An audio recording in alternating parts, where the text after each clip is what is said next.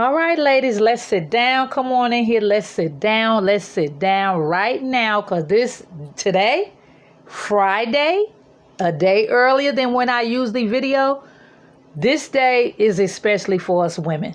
But men, don't you go nowhere either, okay? Welcome to 3LG segment number 48 on this blessed, wonderful Friday. Today's segment is entitled Women of Destitute. But before we even get started, crunk up, whatever have you, let's go ahead and subscribe. Go ahead and share. Let somebody know about 3LG on today, okay? I'm coming to you earlier than I usually do. I usually do Saturdays most of the time, and sometimes I do Sunday, but I'm coming to you today on a Good Friday, okay? Because I can't take it anymore. I'm not holding back anymore. Things that's going on in the world around us, I'm telling you, is just disgusting, okay? And it's sad at the same time because of jealousy, because of envy, because of low self-esteem. So today I'm coming to you early because I want to talk to you all about this, okay? Whoever does not know exactly what 3LG is all about, it's about love. It's about the connection between the street and the church, okay? For those of you that already know what time it is, I thank God for you, and please continue to tune in and tell a friend, okay? Because I appreciate every bit of views that I get, every person that tunes in and learns something and gets something from these sessions that I do. Because it's not just for your benefit. I benefit as well because it does my heart good. I am, like I say, I'm embarking on my third year doing this. There will be another entitlement for the year for 2023, and I'm excited about that. But before I even, get too hung up on that, let's concentrate on today. Women of Destitute, okay? Not excluding the men, okay? Because men listening and viewing on today, on any day, this video you will be able to understand, respect, and appreciate women of this magnitude, okay? And ladies, this is the moment for us to go in depth about us as a human, as a Christian, as mothers, as aunties, as a wife, a girlfriend, a fiance, a grandmother, and of course, just naturally being blessed as a woman. We came after man, of course. We know the beginning of creation. We are of a man. We were the only suitable mate for a man. We birthed the creation of population with that of a man. Okay? We are not more than a man, but we are as equal of importance as any man. Our bodies took on what man could never, ever possibly experience. We experience a whole lot more physically than any man, with our mindset, our body, and our chemical makeup. Our generational history is only linked by our memories, our pictures, personal notations, and cultural history because of us legally linked to a man and carrying his name. Our background history and ancestry is harder to retrieve. So we lose our past family history if we don't educate our generation about the women of our family as well as the men. So generations can understand maternal and paternal history of our family and of the world in general. Okay? There are very important women, documented and not documented, of today. And today's woman must create the same history for the woman of tomorrow. What kind of woman are you? Are you a woman of great roots? Are you a woman of morals and dignity? Are you a woman of destitute? Are you a woman of the streets? Are you a woman of bad character? Are you a woman with extreme attitude?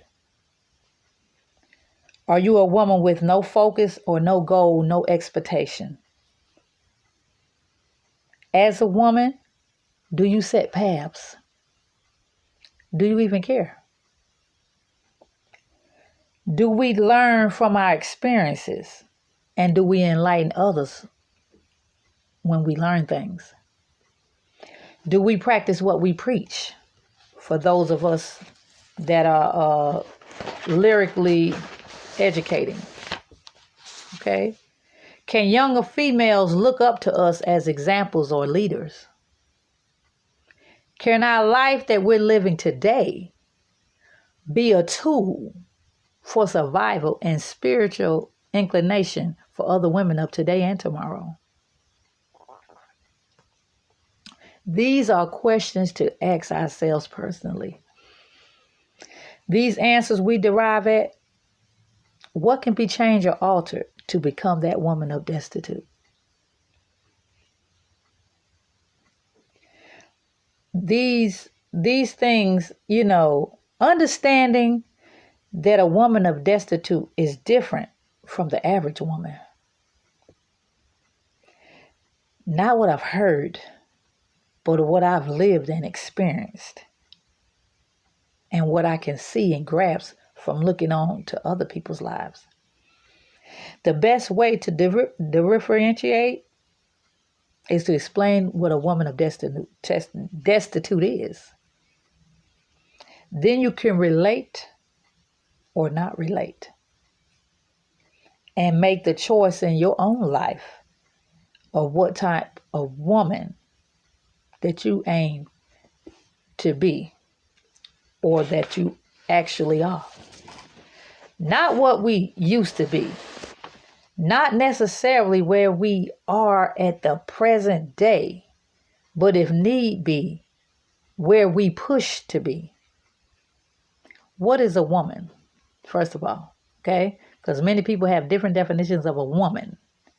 Okay, a woman is a female that has passed adolescent years, 10 to 18, and young adult age, 19 to 25. To me, any female past the age of 25 is fully grown.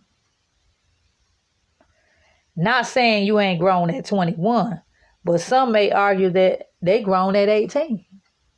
Well, if you can't buy or attend certain things or do certain things, you're not there yet. Okay? If you grown but not pulling your weight yet, you still ain't grown to me. Okay? But anyway, we all have an opinion of what is grown. But if you consider yourself grown, this is for you. Okay? I think the reason why I say this is because I think by 25, you are away from the nest, or you pulling your own weight no matter who you stay with. You know what I'm saying? Because some people, different circumstances, they're still at home, or they're still with a relative or a family member, or you have a roommate, honey, but you still pulling your weight. To me, that's when you're grown. Okay? Woman of destitute. What is destitute? Destitute is without desires or extra needs in life. So now you get where I'm coming from. If you are highfalutin, or you a bougie broad, this ain't for you. This ain't for you. If you care more about the riches of the world than the state of your soul, this isn't for you. You can go alone. But I don't want you to. I want you to stay and listen to what I'm saying and reevaluate your life and what kind of woman that you are after listening. So, I mean, if you really headstrong that you bougie and this ain't for you, kudos. See you. Get with you later. But if you are a woman and you are concerned about the example you set and what kind of role model you are to your children and other young girls of tomorrow, then I want you to tune in. And if you're not there yet and you want to be, I want you to tune in. And if you just want to be nosy just to see what I think, do that too. Okay? Because we have to change our ways in order to be a certain kind of woman if we're not there yet. Today, this is what I want you to do. Today, I want you right now, I want you to imagine yourself being stripped of every dime you have, every bit of clothes you own, every wig or fly hairdo you ever had, every piece of jewelry you own, any memory of a vacation you might have went on, and any enhancement that you do to yourself daily. I want you to strip yourself of all of that right now to understand where I'm at with what I'm talking about today. What do you look like? Where are your priorities? Are you satisfied with what you see in the mirror? Can you picture yourself being this way, what you see right now? You living like this to the day you die? Do you feel less than you were before because you've been stripped of everything? This is not an exercise to keep you from the finer things of life. This is to humble us so that we understand things and places in this life does not change who God sees you as. Understand that all these other things that are added to us or by us are possible diversions and path exits. So if we pay more attention to all these needs we be having, we lose focus of being that woman that God will have us to be. God wants us to enjoy life, but not to the point of forgetting how we got it and choosing not to share with others. We lose our soul to the devil when we get caught up in glamour, fashion, wealth, and enhancements. Don't get caught up in it. It's okay. But don't get caught up in it. You know. Sometimes health issues causes us to alter God's creations of us. Sometimes impairments push us to correct what was. But most times we alter and completely change things about us because we feel less than or inferior to what society say we should look like or we should behave like. And that's our mistake. That is our downfall. We have to respect and appreciate what God designed us to look like. Enhancing, if you will, but not permanently altering unless specifically needed health-wise. If we are unhealthy, we're supposed to change our habits, to change our unhealthiness to a healthy state.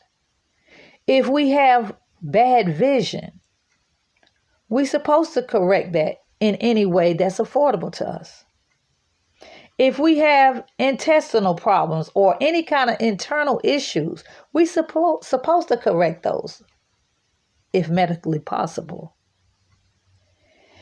If our body have impairments, we can correct that if need be.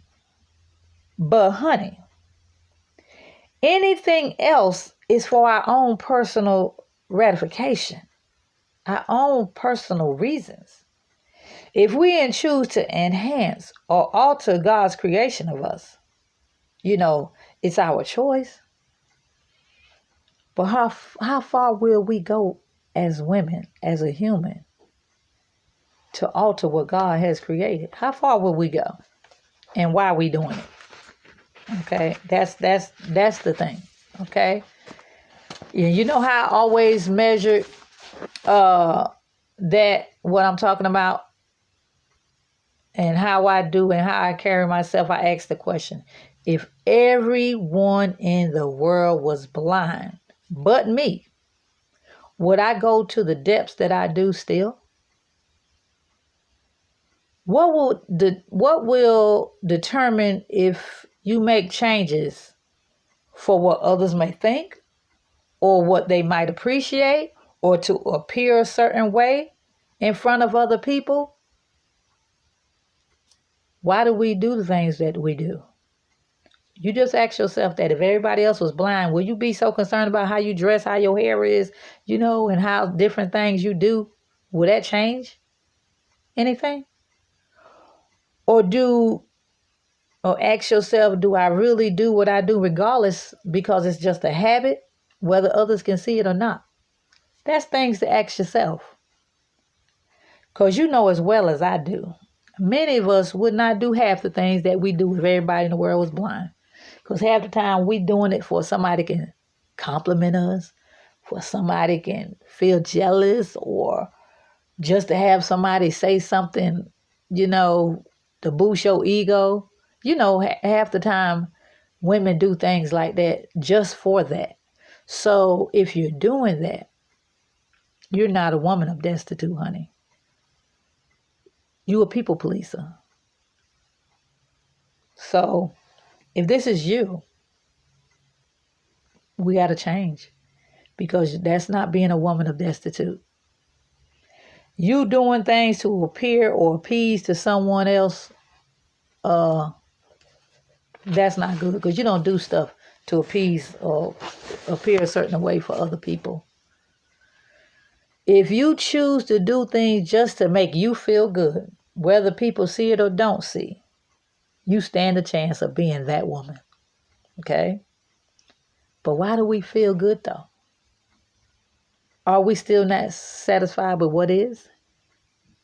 A woman of destitute that I'm speaking of is the inner woman, the mental thought of a woman, the woman that is totally proud of her natural self, maybe enhancing but not permanently altering, unless physically a physical condition or for health.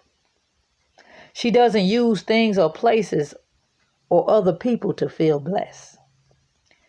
The mere connection to God is what she's blessed with and she's satisfied with. And is all she needs to feel complete. I am she. I am.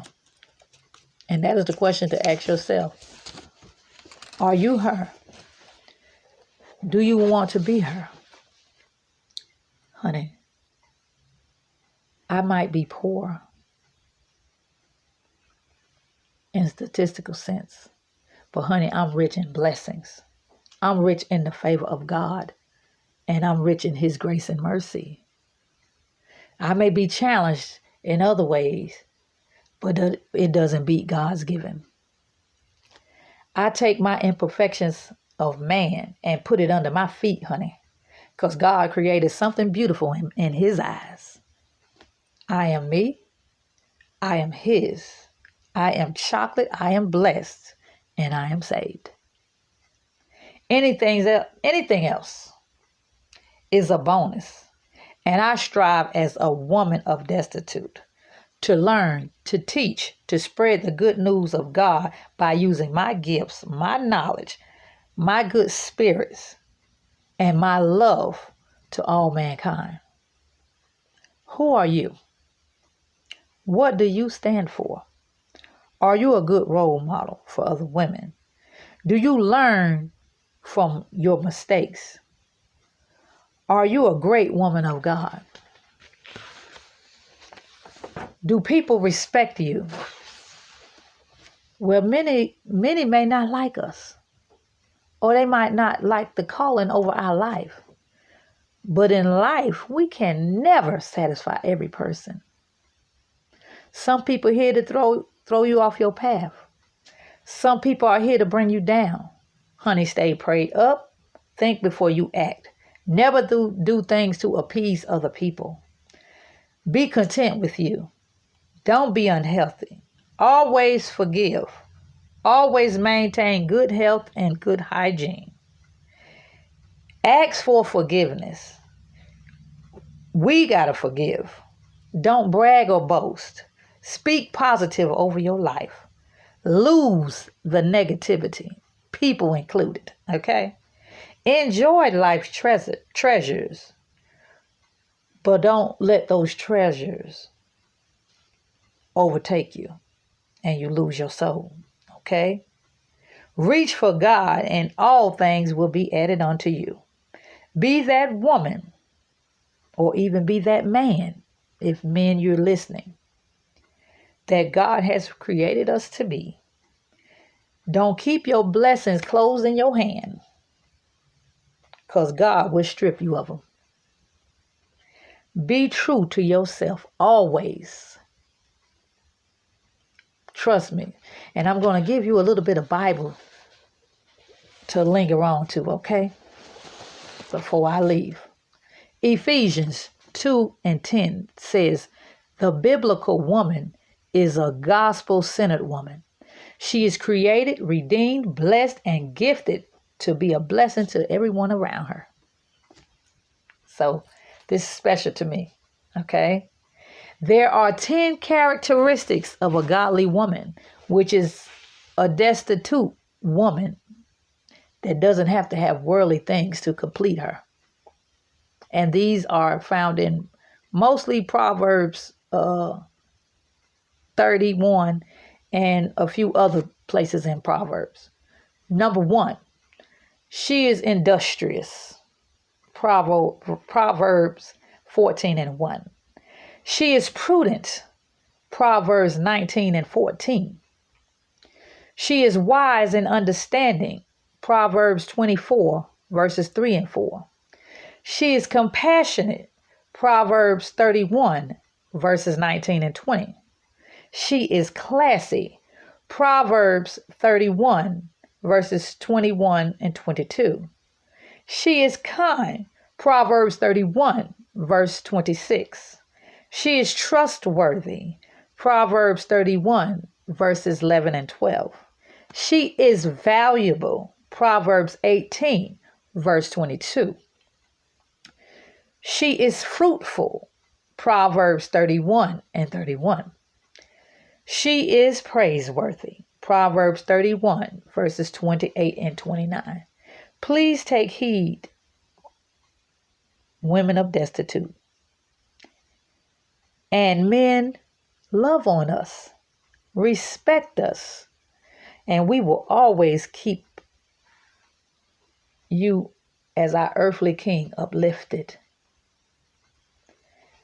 And when we are treated as queens that we envision ourselves, we will love you unconditionally. We will love you with everything in us, and we'll do whatever we can to keep our happiness among one another. You can't expect a whole lot from women and you give us nothing. You have to be that king that God designed you to be. And of course, we will carry ourselves as the queens we envision ourselves to be. I love you. God bless you. Please, please, women, humble yourself. Know that God is pleased with any great deed or thing that we do, and He deeply appreciates it. And I can't express enough how important it is to be that role model for the women behind us, for the generation of tomorrow, because they will be mothers. They will be wives to someone. We have to start. If you didn't get it, that don't mean you can't pass it on, because there are more than enough people and more than enough information, and just watching other people with positive energy to know what to do. So please govern yourself accordingly. Let's be the women that God designed us to be.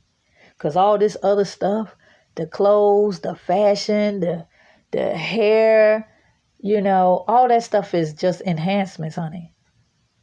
It's what's in here and what's in here that truly counts. And like I say, I ain't saying don't do it, because baby, today is an example. I got hair weave. I got jewelry on.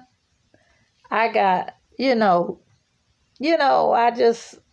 I love clothes, but that's not who I am. You got to know me as a person. Don't let this stuff fool you. Not just me, any woman. And women, please appreciate your natural self. It's okay to enhance, but be happy with yourself. Sometimes it's okay to strip yourself and still think and know that you is good enough. Because, honey, I ain't got to have weave. I can have my hair in my normal nappy afro puff, and these thick glasses, and this gap in my teeth, and this fat little chubby little body. And honey, I still know I'm good enough. So the enhancements that's all it is enhancements, honey. But honey, I would never think that my natural self is not good enough, honey, because it is. Because if it's not to anybody, you don't have to look. You don't have to step to me. You can keep it moving. That's all I'm saying. I love you enough to tell you the truth. I love who I am. I love who God designed me to be. And no matter how long it took me to get to this point, I'm happy that I'm here. And I hope God carries me even further. And I hope something in my life can change the life of someone else to the right path.